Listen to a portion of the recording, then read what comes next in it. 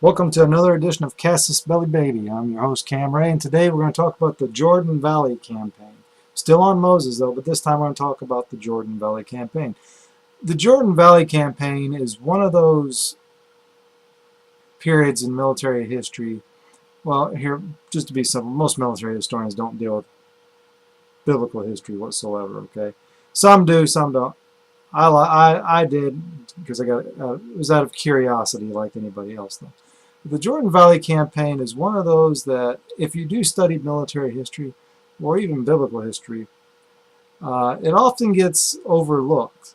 It's a very interesting story. So let's dive right into it. The Jordan Valley campaign.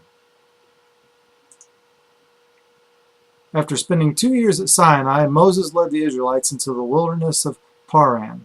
There, Moses instructed the elders of each of the 12 tribes to provide a man to spy out the land of Canaan. Once the 12 spies reported for duty, Moses gave them careful instruction. Go up to the Negeveh and into the hills, what the land is like. Notice the people living there, whether they are strong or weak, few or many, and what kind of country they live in, whether it is good or bad, and what kind of cities they live in, open or fortified. See whether the land is fertile or unproductive, and whether there is wood in it or not. Finally, be bold enough to bring back some of the fruit of the land. End quote. Once the spies left for their journey, they would spend a total of 40 days exploring before returning to Moses. As the 40th day approached, Moses led the Israelite army to Kadesh Barnea to rendezvous with the spies. While Moses and the Israelite army prepared for the invasion of Canaan, the spies returned with good news. The spies informed Moses and the Israelite congregation that Canaan is flowing with an abundance of food, offering some of the fruit as proof.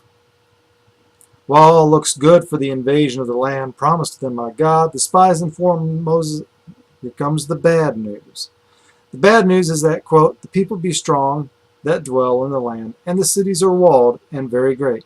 And moreover, we saw the children of Anak there, end quote. When asked who these strong people are who dwell in the lands, the spies answered that, quote, the Amalekites dwell in the land of the south, and the Hittites and the Jebusites and the Amorites dwell in the mountains, and the Canaanites dwell by the sea and by the coast of Jordan. End quote. Moses, disheartened by the news, stood quietly thinking about the next course of action. While he mulled over the information, 2 spies stepped forward, Joshua and Caleb.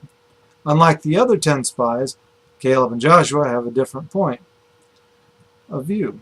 Caleb tells Moses, quote, let us go up at once and possess it, for we are well able to overcome it, end quote. Such talk bewildered the other spies.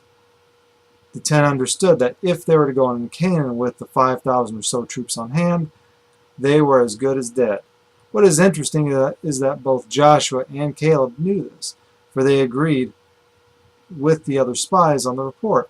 But Caleb, quote, stalled the people before Moses and said, let us go up at once and possess it, for we are well able to overcome it, end quote. Joshua, leader of the mission, backed Caleb on the matter. Caleb and Joshua both agree that while they are outnumbered, they had God on their side. And if God is on their side, how can they lose? As Caleb and Joshua make the argument for the invasion to commence, disinformation suddenly creeps into the conversation. What the spies described as a land flowing with milk and honey now turns into a desolate land inhabited by giants. The news quickly spreads throughout the Israelite camp.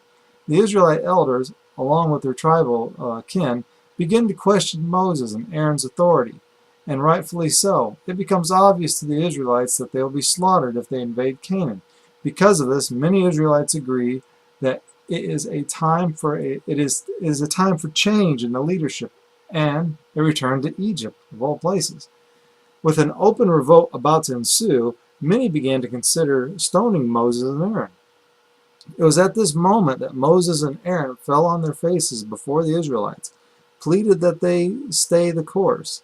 While Moses and Aaron pleaded, Joshua and Caleb do the same by tearing their clothes and reminding the people to have faith in God. While the Bible mentions that God intervened with a great anger towards the Israelites, Moses persuaded God to forgive the people. From this moment on, things appear to improve. What may have happened is that while Moses pleaded for his life, he quickly reconsidered. In other words, Moses agreed with the people, but used fear to keep his position. Moses knew well that the report brought by the spies was startling. The report informed Moses that they were undermanned and under-equipped for such a campaign.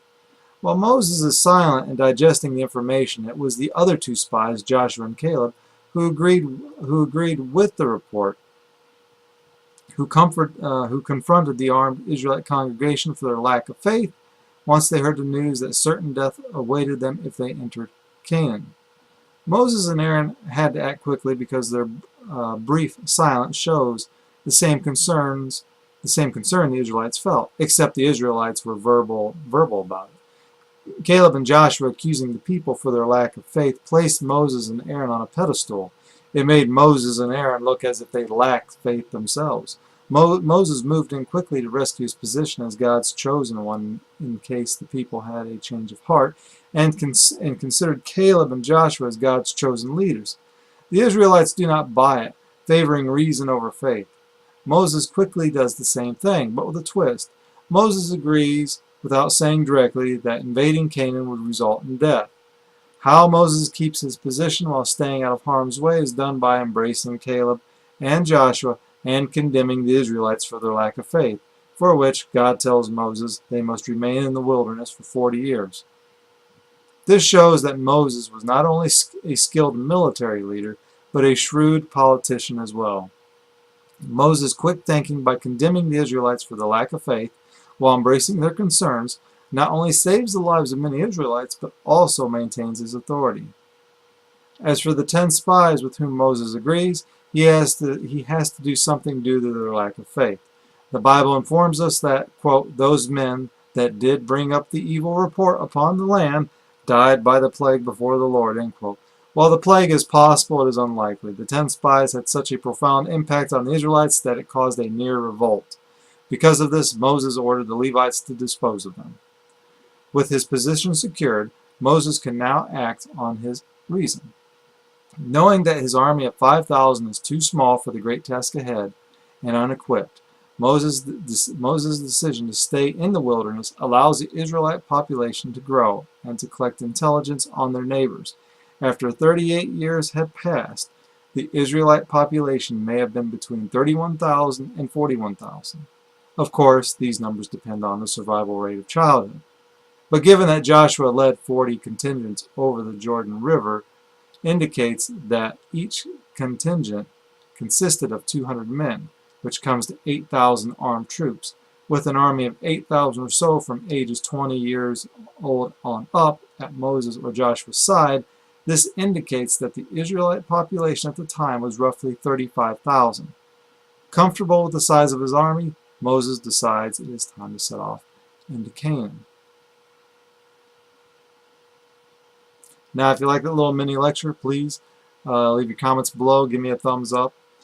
Part 2 will be coming along shortly.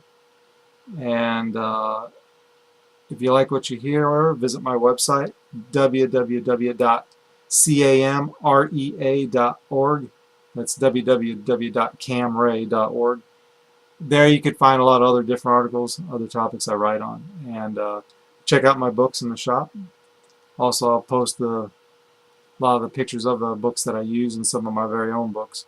If you want to check out as well, I'll leave references below. And I hope you all have a nice day.